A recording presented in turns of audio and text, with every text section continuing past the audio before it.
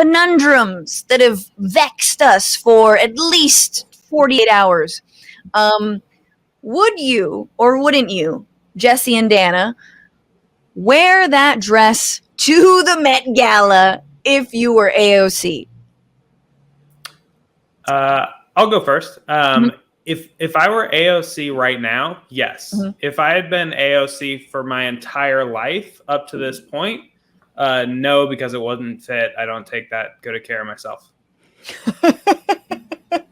Meaning, if you just became AOC, like Jesse was AOC overnight, you'd be like, nah, I need to work out and tone before I can fit into that thing.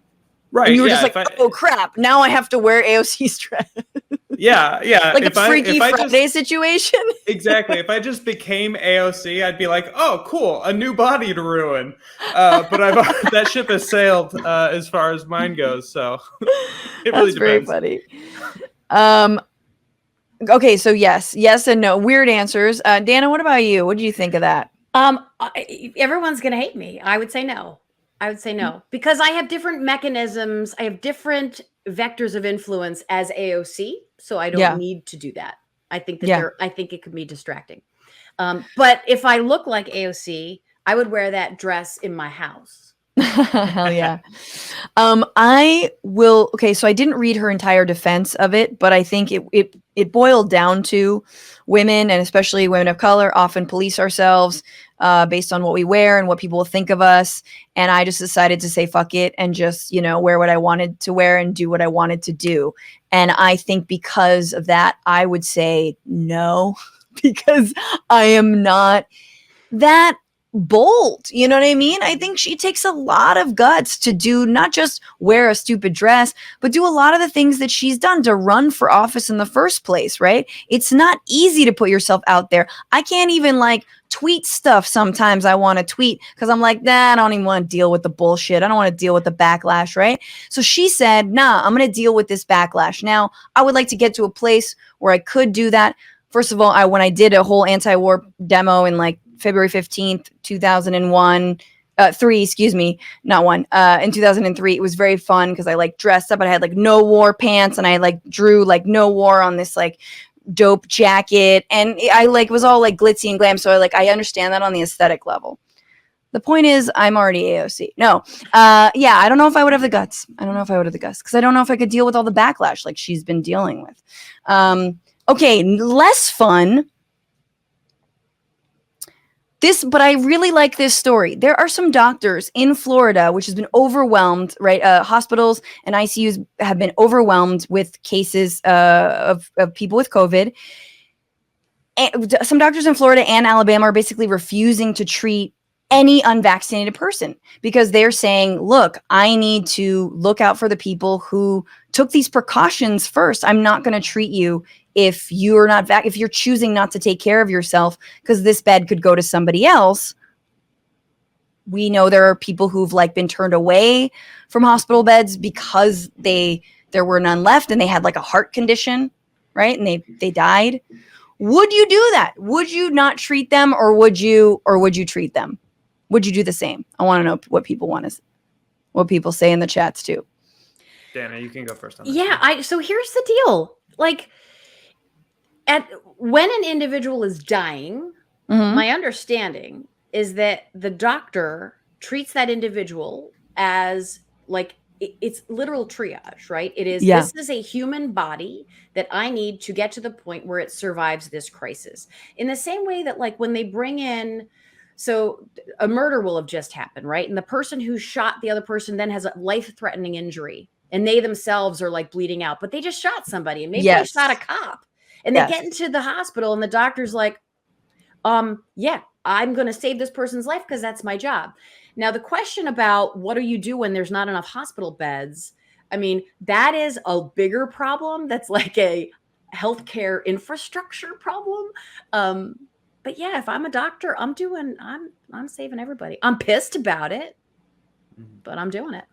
Okay. Yeah. Okay. That's good. You're a good person.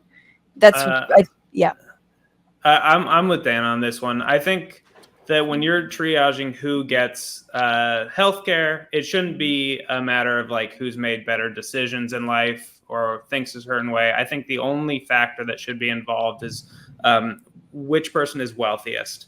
And that's the only one. That's the only factor. So that's what they usually do.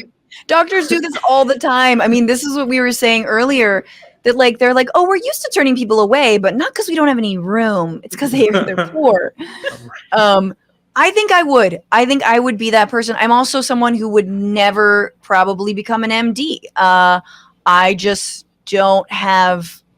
I don't have that ability, I think, to just see someone as a body that needs survival, right? I'd be so frustrated. I think doctors and nurses and hospital workers are at their wits' end. They are just like, they're not being supported. And especially by their governors in these states, they're just, they're being hung out to dry. So I think I understand that. Like, I like these stories because I'm like, finally, someone's just being honest about like, can you make my job a little bit fucking easier because I can't anymore. So I totally understand that.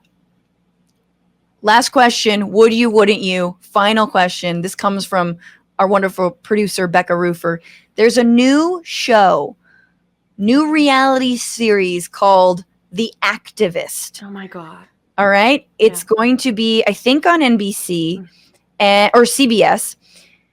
And we've got Priyanka Chopra, Usher, and Julianne Hogue as the judges. And 6 activists from around the world work to bring meaningful change to one of the 3 urgent universal causes: health, education, and the environment. The activists will complete missions in media stunts, digital campaigns, and community events aimed at garnering attention of the world's most powerful decision makers demanding action now. Would you watch this show? Oh my God, the world is ending. Why is this a thing? You're Make it a game show. Make it a game show. We have 3 fundraising opportunities. They all need it. It's all entirely dire, and 2 of them. Sorry, no, it's gonna go to hell. Sorry. No, we can't stop. California from burning. No. Yeah. I think it's horrifying. Okay. Did anyone here read "Amusing Ourselves to Death" by Neil Postman? Heard of 1985. It's aged very well. Please read it because we live in Neil Postman's world. We are amusing ourselves to death. Did you see there was a Twitter thread actually by a woman who was one of the finalists for that reality show? She is a young activist, climate activist, I think from the UK.